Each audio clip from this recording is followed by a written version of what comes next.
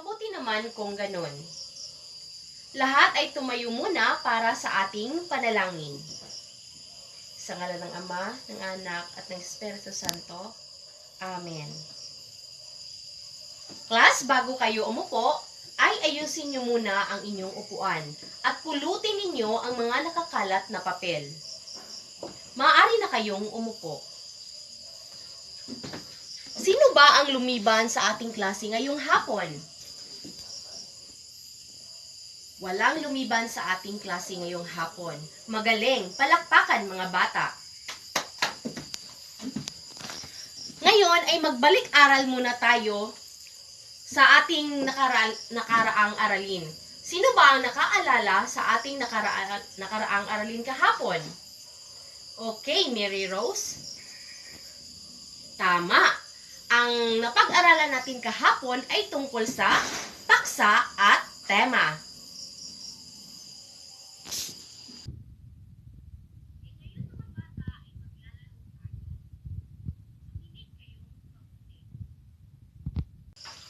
Ngayon mga bata ay maglalaro tayo.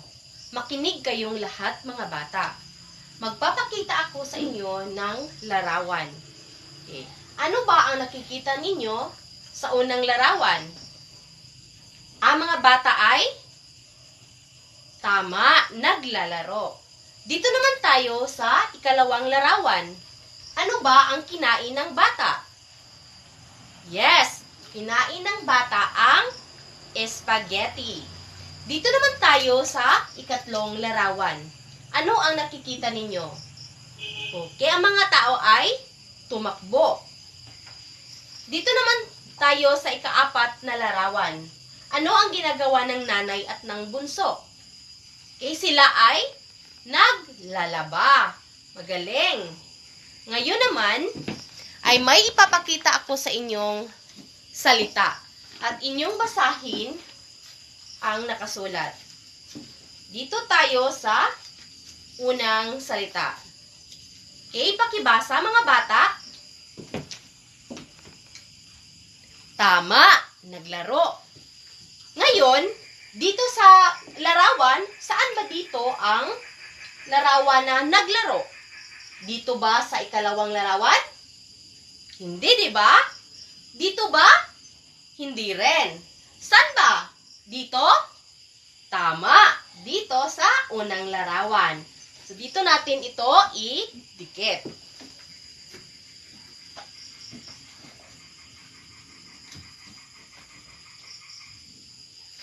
Okay, ngayon, pakibasa mga bata.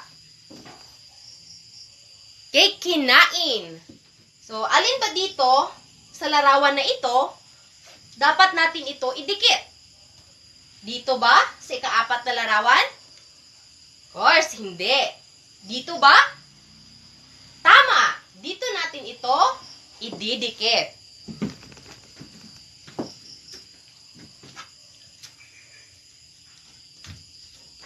Okay, dito naman tayo sa ikatlong salita. Okay, Roxy May, pakibasa.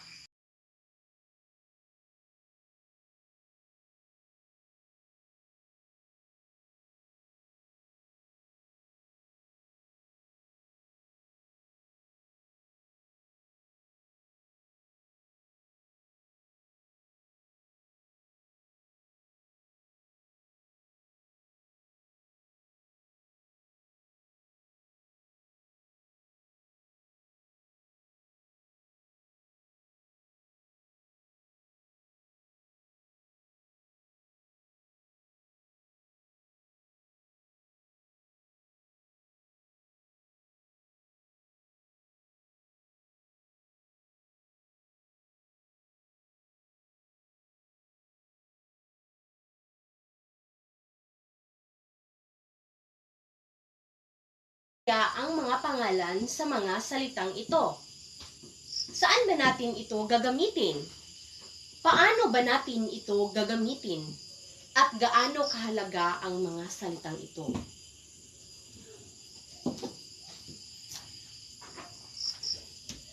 Ang mga salitang may kilos at galaw ay siyang tinatawag na pandiwa. Ang pandiwa ay salitang nagpapakilos o nagbibigay buhay sa isang salita o mga lipo ng salita. Narito ang ilan sa mga halimbawa ng pandiwa. Nagsulat, naglaro, lumangoy, at nagbasa. Okay, ngayon mga bata, bigyan nyo ako ng halimbawa ng isang pandiwa. Okay, sino sa inyo ang makapagbigay ng halimbawa? Okay, Rosilmay. Tumalon, magaling. Sino pang makapagbibigay?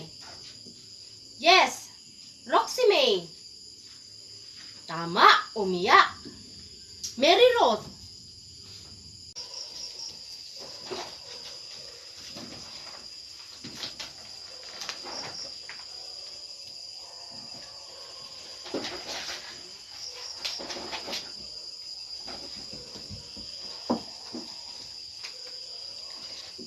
Ngayon naman mga bata ay pag-usapan natin kung paano ba nabuo ang pandiwa.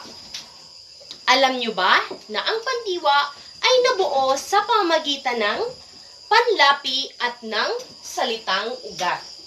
Ano ba ang panlapi?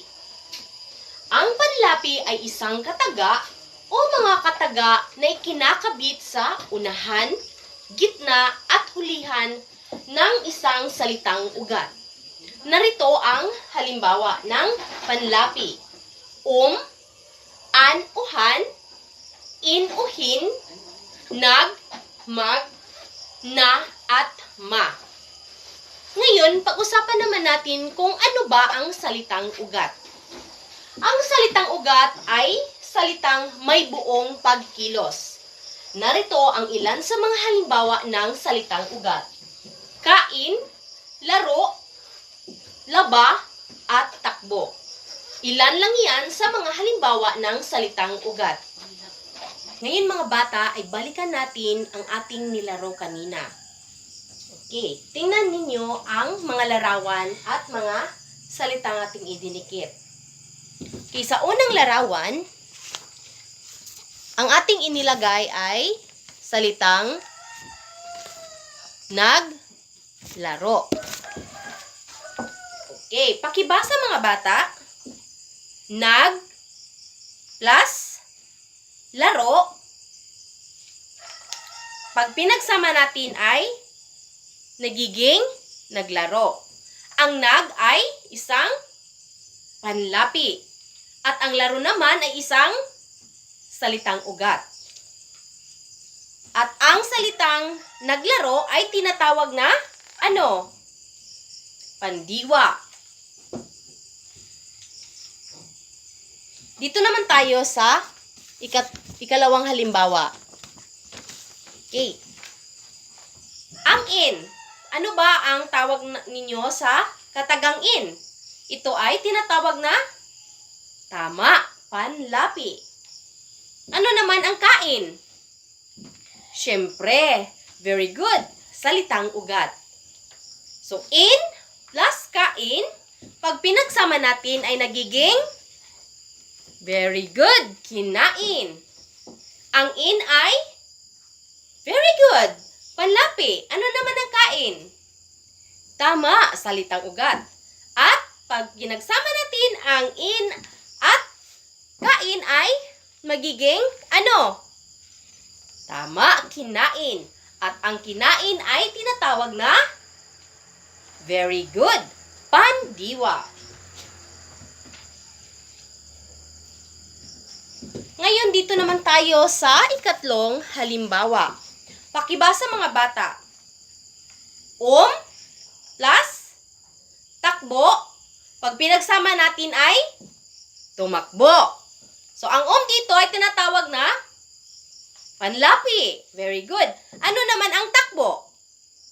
Tama, salitang ugat. Pag pinagsama natin ang at takbo ay magiging tumakbo. Very good. Ano naman ang tawag sa salitang tumakbo? Tama, mahusay. Pandiwa ang tawag sa salitang tumakbo. At panghuli naman ay pakibasa mga bata. Okay, nag. Ang nag ay isang panlapi.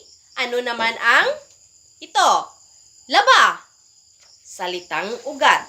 Pag pinagsama natin ang nag at laba ay magiging tama. Naglaba. At ito ay tinatawag na very good, pandiwa.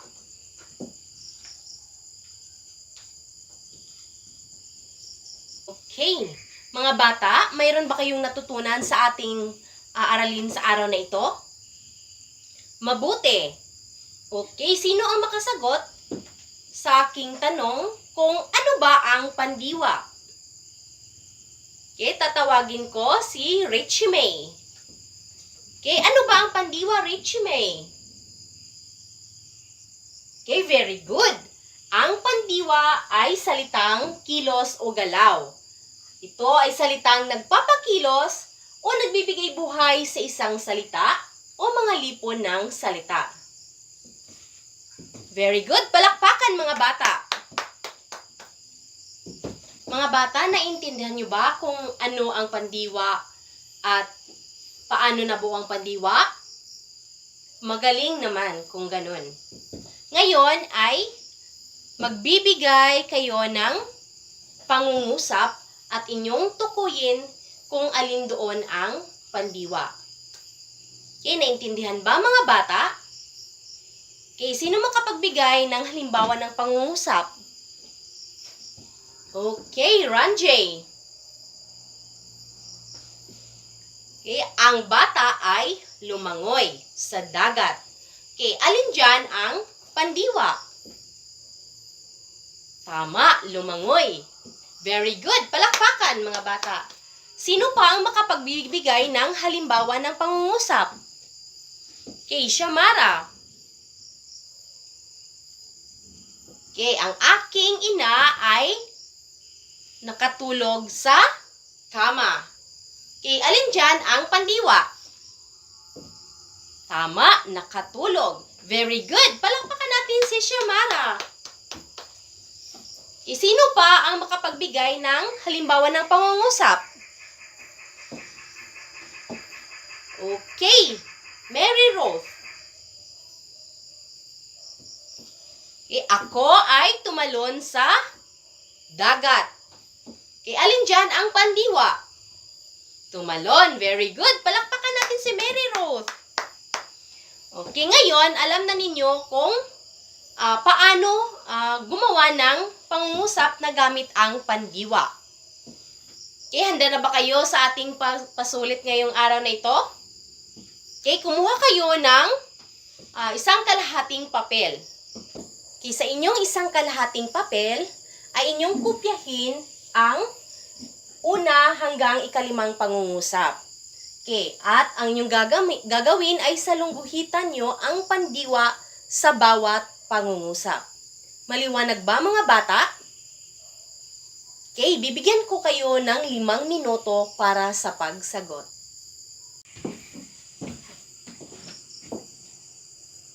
Okay, time's up. Okay, mga bata, pakipasa ng inyong papel dito sa harapan. At para naman sa inyong takdang aralin para bukas, magsulat kayo ng 5 pangungusap tungkol sa ginagawa ninyo sa inyong bahay at isulat ito sa isang buong papel.